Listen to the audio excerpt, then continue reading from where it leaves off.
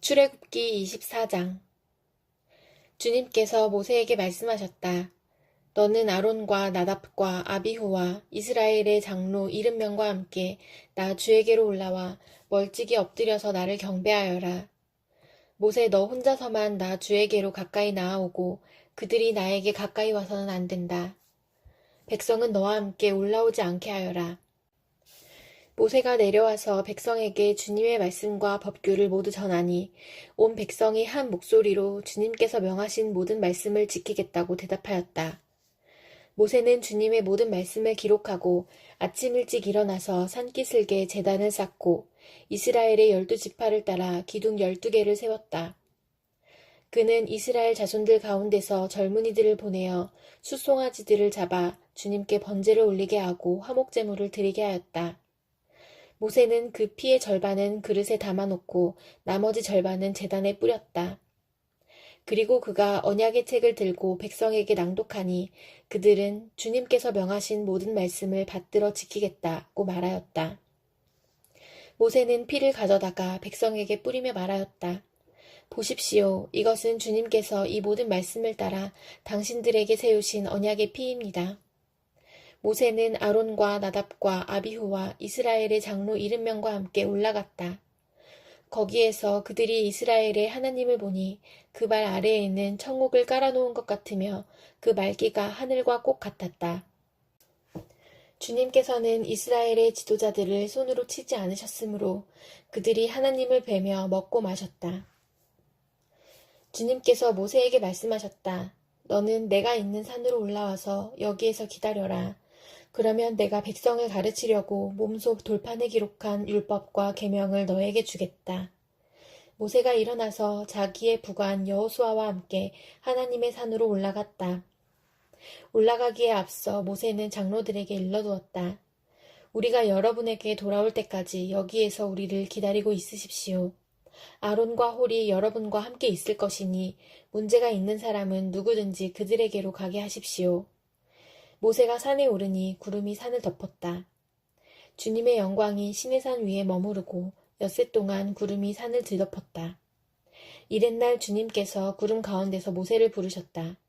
이스라엘 자손의 눈에는 주님의 영광이 마치 산 꼭대기에서 타오르는 불처럼 보였다. 모세는 구름 가운데를 지나 산 위로 올라가서 밤낮 40일을 그 산에 머물렀다. 요한복음 3장. 바리새파 사람 가운데 니고데모라는 사람이 있었다. 그는 유대 사람의 한 지도자였다. 이 사람이 밤에 예수께 와서 말하였다. 랍비님, 우리는 선생님이 하나님께로부터 오신 분임을 압니다.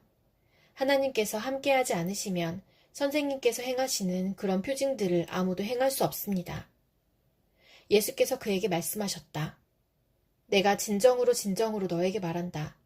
누구든지 다시 나지 않으면 하나님 나라를 볼 수 없다. 니고데모가 예수께 말하였다. 사람이 늙었는데 그가 어떻게 태어날 수 있겠습니까? 어머니 뱃속에 다시 들어갔다가 태어날 수야 없지 않습니까? 예수께서 대답하셨다. 내가 진정으로 너에게 말한다.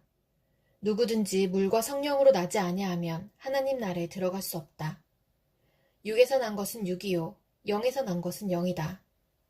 너희가 다시 태어나야 한다고 내가 말한 것을 너는 이상히 여기지 말아라. 바람은 불고 싶은 대로 분다. 너는 그 소리는 듣지만 어디에서 와서 어디로 가는지는 모른다. 성령으로 태어난 사람은 다 이와 같다. 니고데모가 예수께 물었다. 어떻게 이런 일이 있을 수 있습니까? 예수께서 대답하셨다. 너는 이스라엘의 선생이면서 이런 것도 알지 못하느냐? 내가 진정으로 너에게 말한다. 우리는 우리가 아는 것을 말하고 우리가 본 것을 증언하는데 너희는 우리의 증언을 받아들이지 않는다. 내가 땅의 일을 말하여도 너희가 믿지 않거든. 하물며 하늘의 일을 말하면 어떻게 믿겠느냐? 하늘에서 내려오니 곧 인자밖에는 하늘로 올라간 이가 없다. 모세가 광야에서 뱀을 든 것 같이 인자도 들려야 한다. 그러나 그를 믿는 사람마다 영생을 얻게 하려는 것이다. 하나님께서 세상을 이처럼 사랑하셔서 외아들을 주셨으니 이는 그를 믿는 사람마다 멸망하지 않고 영생을 얻게 하려는 것이다. 하나님께서 아들을 세상에 보내신 것은 세상을 심판하시려는 것이 아니라 아들을 통하여 세상을 구원하시려는 것이다. 아들을 믿는 사람은 심판을 받지 않는다. 그러나 믿지 않는 사람은 이미 심판을 받았다. 그것은 하나님의 독생자의 이름을 믿지 않았기 때문이다. 심판을 받았다고 하는 것은 빛이 세상에 들어왔지만 사람들이 자기들의 행위가 악함으로 빛보다 어둠을 더 좋아하였다는 것을 뜻한다. 악한 일을 저지르는 사람은 누구나 빛을 미워하며 빛으로 나아오지 않는다. 그것은 자기 행위가 드러날까 보아 두려워하기 때문이다. 그러나 진리를 행하는 사람은 빛으로 나아온다. 그것은 자기의 행위가 하나님 안에서 이루어졌음을 드러내려는 것이다. 그 뒤에 예수께서 제자들과 함께 유대 지방으로 가셔서 거기서 그들과 함께 지내시면서 세례를 주셨다. 살렘 근처에 있는 에논에는 물이 많아서 요한도 거기서 세례를 주었다. 사람들이 나와서 세례를 받았다. 그때는 요한이 아직 옥에 갇히기 전이었다. 요한의 제자들과 어떤 유대 사람 사이에 정결 예법을 두고 논쟁이 벌어졌다. 요한의 제자들이 요한에게 와서 말하였다. 랍비님 보십시오. 요단강 건너편에서 선생님과 함께 계시던 분, 곧 선생님께서 증언하신 그분이 세례를 주고 있는데 사람들이 모두 그분에게로 모여듭니다. 요한이 대답하였다. 하늘이 주시지 않으면 사람은 아무것도 받을 수 없다. 너희야말로 내가 말한 바 나는 그리스도가 아니고 그분보다 앞서서 보내심을 받은 사람이다 한 말을 증언할 사람들이다. 신부를 차지하는 사람은 신랑이다. 신랑의 친구는 신랑이 오는 소리를 들으려고 서 있다가 신랑의 음성을 들으면 크게 기뻐한다. 나는 이런 기쁨으로 가득 차 있다. 그는 흥하여야 하고 나는 쇠하여야 한다. 위에서 오시는 이는 모든 것 위에 계신다. 땅에서 난 사람은 땅에 속하여서 땅의 것을 말한다. 하늘에서 오시는 이는 모든 것 위에 계시고 자기가 본 것과 들은 것을 증언하신다. 그러나 아무도 그의 증언을 받아들이지 않는다. 그의 증언을 받아들인 사람은 하나님의 참되심을 인정한 것이다. 하나님께서 보내신 이는 하나님의 말씀을 전한다. 그것은 하나님께서 그에게 성령을 아낌없이 주시기 때문이다. 아버지는 아들을 사랑하셔서 모든 것을 아들의 손에 맡기셨다. 아들을 믿는 사람에게는 영생이 있다. 아들에게 순종하지 않는 사람은 생명을 얻지 못하고 도리어 하나님의 진노를 산다. 욥기 42장. 욥이 주님께 대답하였다. 주님께서는 못하시는 일이 없으시다는 것을 이제 저는 알았습니다. 주님의 계획은 어김없이 이루어진다는 것도 저는 깨달았습니다. 잘 알지도 못하면서 감히 주님의 뜻을 흐려놓으려 한 자가 바로 저입니다. 깨닫지도 못하면서 함부로 말을 하였습니다. 제가 알기에는 너무나 신기한 일들이었습니다. 주님께서 말씀하셨습니다. 들어라, 내가 말하겠다. 내가 물을 터이니 내게 대답하여라 하셨습니다. 주님이 어떤 분이시라는 것을 지금까지는 제가 귀로만 들었습니다. 그러나 이제는 제가 제 눈으로 주님을 뵙습니다. 그러므로 저는 제 주장을 거두어드리고 티끌과 잿더미 위에 앉아서 회개합니다. 주님께서는 욥에게 말씀을 마치신 다음에 대만 사람 엘리바스에게 이렇게 말씀하셨다. 내가 너와 내 두 친구에게 분노한 것은 너희가 나를 두고 말을 할 때에 내 종 욥처럼 옳게 말하지 못하였기 때문이다. 그러므로 이제 너희는 숫송아지 7마리와 순양 7마리를 마련하여 내 종 욥에게 가지고 가서 너희가 용서받을 수 있도록 번제를 드려라. 내 종 욥이 너희를 용서하여 달라고 빌면 내가 그의 기도를 들어줄 것이다. 너희가 나를 두고 말을 할 때에 내 종 욥처럼 옳게 말하지 않고 어리석게 말하였지만 내가 그대로 갚지는 않을 것이다. 그래서 대만 사람 엘리바스와 수앗 사람 빌닷과 나아마 사람 소발이 가서 주님께서 그들에게 말씀하신 대로 하니 주님께서 욥의 기도를 들어주셨다. 욥이 주님께 자기 친구들을 용서해달라고 기도를 드리고 난 다음에 주님께서 욥의 재산을 회복시켜 주셨는데 욥이 이전에 가졌던 모든 것보다 배나 더 돌려주셨다. 그러자 그의 모든 형제와 자매와 전부터 그를 아는 친구들이 다 그를 찾아와 그의 집에서 그와 함께 기뻐하면서 먹고 마셨다. 그들은 주님께서 그에게 내리신 그 모든 재앙을 생각하면서 그를 동정하기도 하고 또 위로하기도 하였다. 그러면서 그들은 저마다 그에게 돈을 주기도 하고 금반지를 끼워주기도 하였다. 주님께서 욥의 말년에 이전보다 더 많은 복을 주셔서 욥이 양을 14,000마리, 낙타를 6,000마리, 소를 1,000결이, 나귀를 1,000마리나 거느리게 하셨다. 그리고 그는 아들 7과 딸 3을 낳았다. 첫째 딸은 여미마, 둘째 딸은 그시야, 셋째 딸은 게렌 합북이라고 불렀다. 땅 위에 어디에서도 욥의 딸들처럼 아리따운 여자를 찾아볼 수 없었다. 더욱이 그들의 아버지는 오라비들에게 준 것과 똑같이 딸들에게도 유산을 물려주었다. 그 뒤에 욥은 140년을 살면서 그의 아들과 손자 4대를 보았다. 욥은 이렇게 오래 살다가 세상을 떠났다. 고린도후서 12장.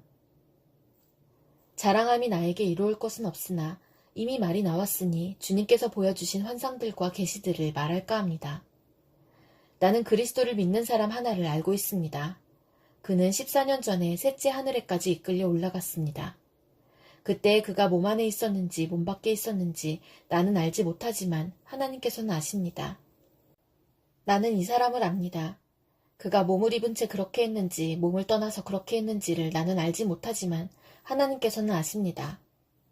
이 사람이 낙원에 이끌려 올라가서 말로 표현할 수도 없고 사람이 말해서도 안 되는 말씀을 들었습니다. 나는 이런 사람을 자랑하려고 합니다. 그러나 나 자신을 두고서는 내 약점밖에는 자랑하지 않겠습니다. 내가 자랑하려 하더라도 진실을 말할 터이므로 어리석은 사람이 되지는 않을 것입니다. 그러나 자랑은 삼가겠습니다. 그것은 사람들이 내게서 보거나 들은 것 이상으로 나를 평가하지 않게 하려는 것입니다. 내가 받은 엄청난 계시들 때문에 사람들이 나를 과대평가하는지도 모릅니다. 그러므로 내가 교만하게 되지 못하도록 하나님께서 내 몸에 가시를 주셨습니다. 그것은 사탄의 하수인이라고 할 수 있는데 그것으로 나를 치셔서 나로 하여금 교만해지지 못하게 하시려는 것이었습니다. 나는 이것을 내게서 떠나게 해달라고 주님께 3번이나 간청하였습니다.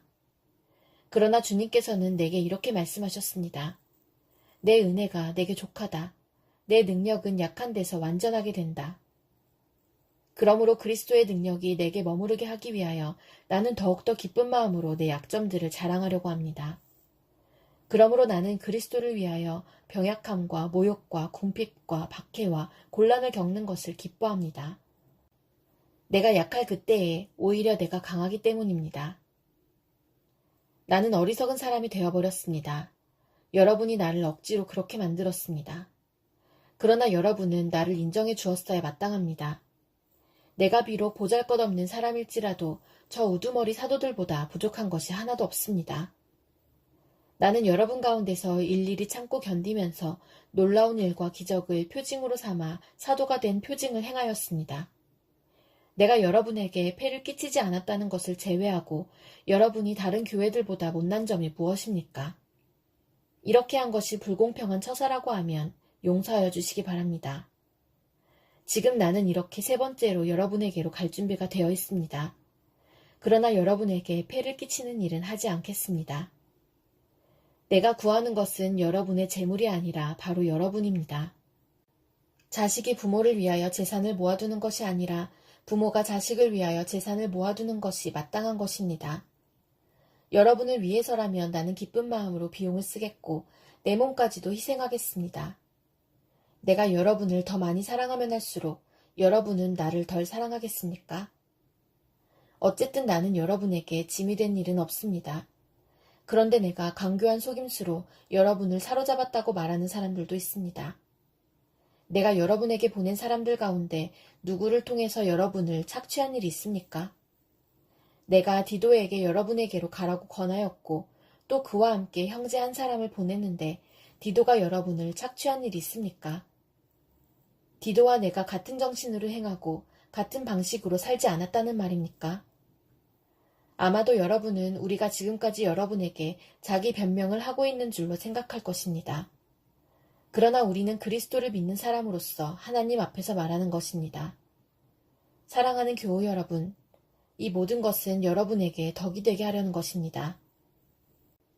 내가 두려워하는 것은 내가 가서 여러분을 만나볼 때에 여러분이 혹시 내 기대에 어긋나지 않을까 하는 것과 또 내가 여러분의 기대에 어긋나지 않을까 하는 것입니다.